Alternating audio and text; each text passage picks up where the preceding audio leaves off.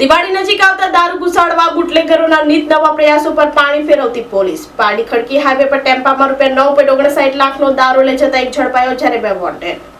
પારડીના ખડકી હાઈવે પર આઈસર ટેમ્પામાં સેલવાસથી વડોદરા તરફ ₹9.59 લાખનો દારૂ લઈ જતા એક ઇસમને પોલીસે ઝડપી પાડ્યો હતો.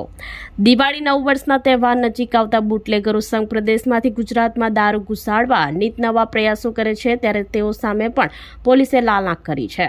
વલસાડ એલસીબીની ટીમ પેટ્રોલિંગમાં હતી તે દરમિયાન મળેલ બાતમીના આધારે પારડીના ખડકી નેશનલ હાઈવે નંબર 48 ઉપર વોચ ગોઠવી હતી. તે દરમિયાન આઈસર ટેમ્પો નંબર GJ23AT6321 આવતા પોલીસે રોક્યો હતો, જેમાં તપાસ કરતા દારૂના બોક્સ નંગ 91, જેમાં બોટલ નંગ 2124, જેની કિંમત ₹9.59 લાખનો જથ્થો મળી આવ્યો હતો.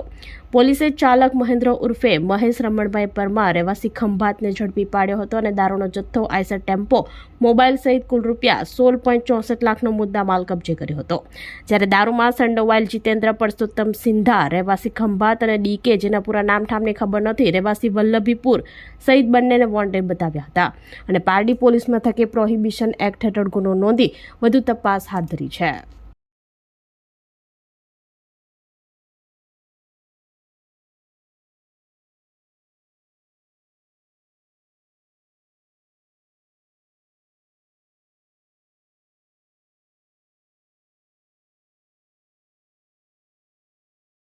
આપણી સંકલ્પ ન્યૂઝ ચેનલને સબસ્ક્રાઇબ અને લાઇક કરો, બેલ આઇકન દબાવો, જેથી આવનાર ન્યૂઝ અપડેટ્સની નોટિફિકેશન આપના મોબાઈલ પર સૌથી પહેલા પહોંચે. Like, subscribe and share the video.